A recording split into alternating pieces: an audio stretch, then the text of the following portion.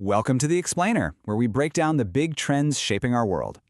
Today, we're looking at a global split that's not happening on a map, but inside the very circuits and code that run our lives. We're talking about the great tech decoupling. You can forget about old-school battles over borders and territory.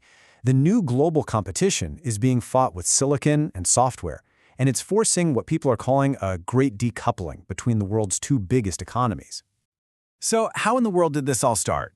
Well, it really kicked off with two key weapons in the modern arsenal: good old-fashioned economic pressure and a totally relentless race for technological dominance. It really began with economic walls, specifically tariffs. Just take a look at this chart. You don't even need to read the labels to get the story. That towering red bar on the right? Yep, that's China. They got hit with an effective tariff rate of over 40%, which just absolutely dwarfs the rates for allies like Japan, Germany, or Canada. But this is way more than just a trade war. It's an all-out innovation race. What you're seeing here is R&D spending, and we're talking hundreds of millions of dollars. The US, that blue line, has been the leader for a long time. But just look at that red line. That's China. It's not just rising. It's a steep, aggressive, almost vertical climb. They're on track to close the gap and potentially blow right past the US. So what's the result of all this? Well, this rivalry is creating two completely parallel tech worlds.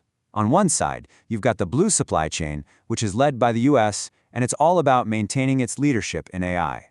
Then, on the other side, you have the red supply chain, driven by China, and they are laser-focused on achieving total technological independence.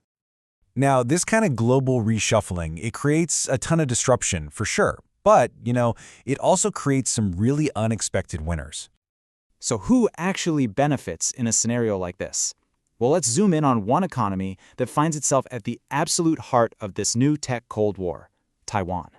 As companies started scrambling for alternatives to Chinese manufacturing, Taiwan's high-tech exports just went through the roof. This chart here tracks the value of its information and communication tech exports. See that incredibly sharp, dramatic surge that kicks off right around 2020? That's no accident. That's a direct result of this global supply chain shift.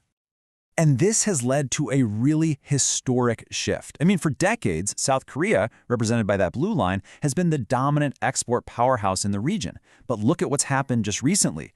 Taiwan's exports, in red, have surged right past South Korea's for the first time ever. That little crossover point marks a major milestone in this new economic era. And as you'd expect, this export boom translates directly into some pretty staggering economic growth. These are the projections for GDP growth in the second quarter of 2025. And, yep, Taiwan is right at the very top, projected to lead the entire world. This is not a coincidence. It's a direct consequence of its critical role in the great tech decoupling. Okay, so all of this investment, all of this insane growth in AI, well, it's led a lot of smart people to ask a pretty critical question. This kind of explosive growth, it feels familiar, doesn't it? We've seen this movie before. Periods of intense speculation and hype, followed by a really painful crash.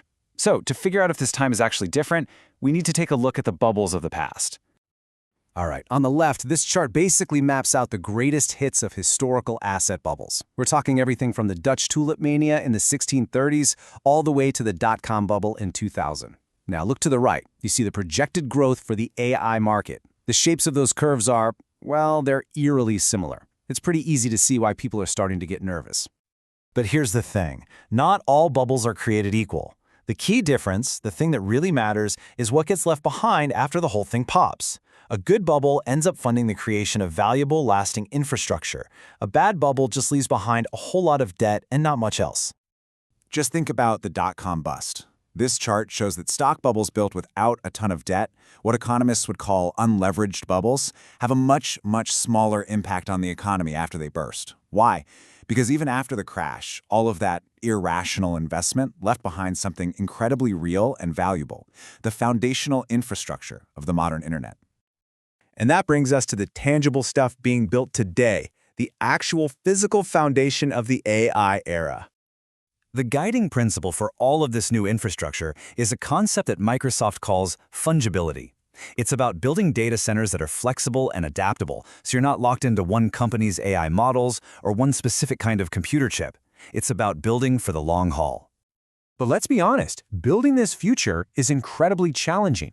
It requires massive amounts of capital, incredibly specialized expertise, and completely new solutions to these huge problems of power, cooling, and data security.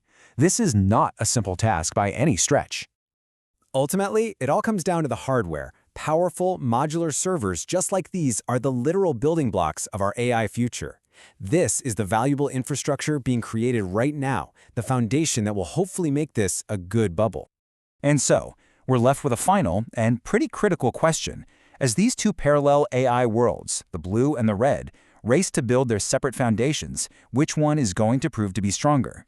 The answer to that? Well, it will likely define the 21st century.